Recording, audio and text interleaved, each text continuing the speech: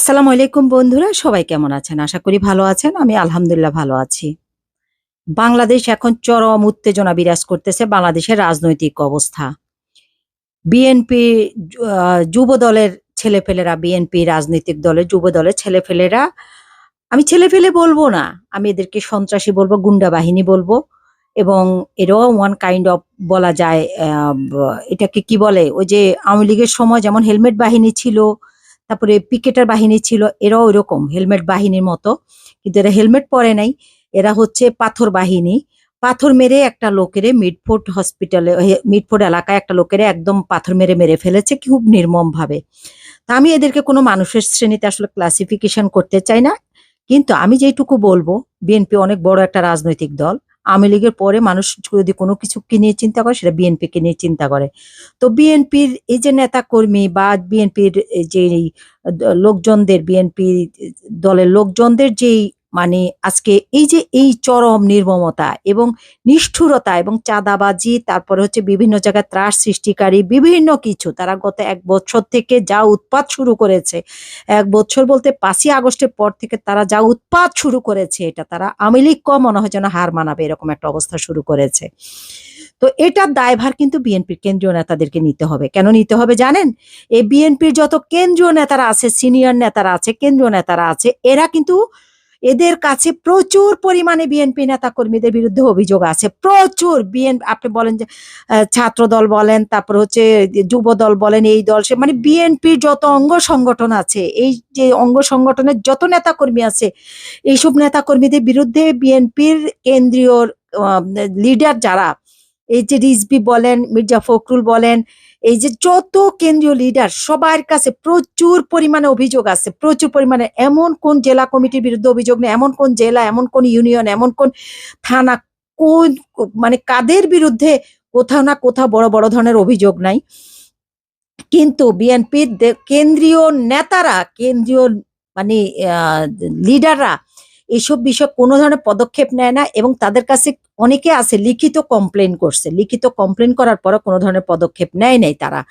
কোনো ধরনের তারা এদেরকে বহিষ্কার করে নাই এবং এদেরকে ওয়ার্নিং দেয় না, এদেরকে দল থেকে বের করে দেয় না, বরং তারা আরো খুব মানে এই কেন্দ্রীয় নেতারা আরো খুব মানে স্বাচ্ছন্দ্যের সহিত তারা আরো কল করতেছে যে আওয়ামী লীগের লোকজনও বিএনপিতে এসে যোগ দিতে পারবে, যাদের বিরুদ্ধে গুরুতর কোনো অভিযোগ নেই তারা বিএনপিতে যোগ দিতে পারবে।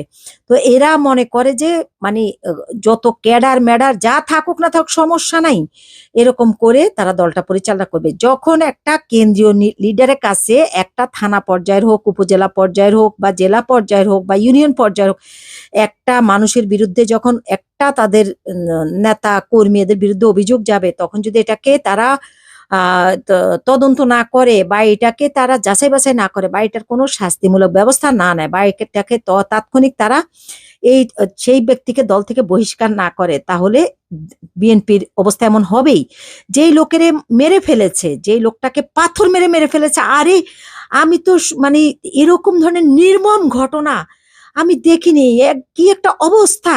একবার মেরে ফেলছে তোফাজ্জল নামে একটা লোকেরে, সেটা বিএনপির লোকে মারে না, অন্য দলের লোকজনরা মারছে বা সাধারণ ছাত্ররা মারছে, যে তাকে ভাত খাইয়া খাইয়ে যে মেরে ফেলেছে। এরকম দেশে আওয়ামী লীগের সময় এক ধরনের মানে শাসন ব্যবস্থা ছিল, মানুষ মানে এই পিঠ সেই পিঠ, মানুষের জীবনটার শেষ হয়ে গেছে।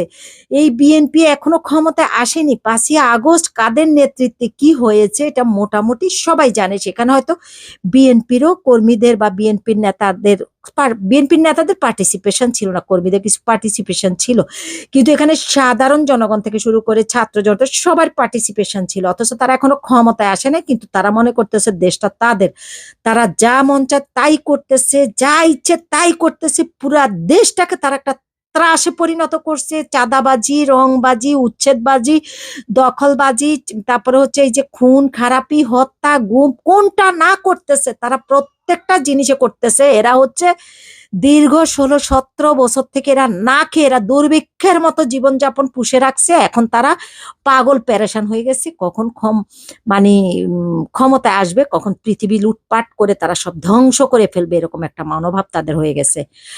ছি জাতি, তোমাদেরকে আমি ঘৃণা করি। ছি জাতি, তোমাদেরকে আমি ঘৃণা করি। আমি আপনাদেরকে, আপনারা যারা আমার এই চ্যানেলটা সাবস্ক্রাইব করছেন এবং আমার ভিডিওগুলো রীতিমতো দেখেন, তাদের উদ্দেশ্যে আমি একটু ভিডিও এখানে শেয়ার করব আমার কথার পরে আপনারা ভিডিওটুকু দেখবেন।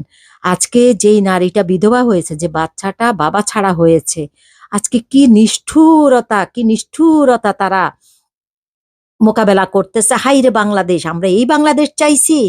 আমরা 5ই আগস্ট যেই স্বাধীনতা চাইছি, আমরা কি এই বাংলাদেশ চাইছি? আমরা এই বাংলাদেশ চাইনি। আমরা এই বাংলাদেশ এখনো চাচ্ছি না, আগেও চাইনি। আমরা 5ই আগস্টে যেমন একটা স্বাধীন সার্বভৌমত্ব দেশ চেয়েছি, আমাদের জনগণের অধিকার চেয়েছি, আমাদের জনগণের মূল্যায়ন চেয়েছি, মানুষের মনুষ্যত্ববোধ চেয়েছি, আমরা সেই স্বাধীনতা চাই। তা আপনারা দেখেন, এই যে আমার ভিডিওটা দেখেন, আমার কথার পরে এই ভিডিওটা দেখেন। আমি আসলে ব্যথিত, আমি আসলে এটা ব্যাখ্যা করার মতো অবস্থা আমার নাই। আমি আপনাদের কাছে মানে কি দিয়ে কি বুঝাবো, আমার আসলে সে অবস্থাই নেই।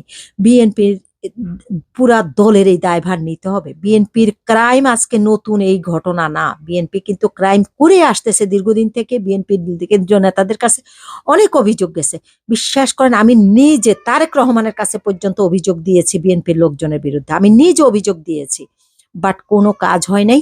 বরং অভিযোগ দেওয়ার পরে মনে হয় যেন তাদের প্রমোশন আর একটু বেশি বেড়ে গেছে, তাদের পাওয়ার, তাদের শক্তি, দলীয় শক্তি আরো বেশি বেড়ে গেছে।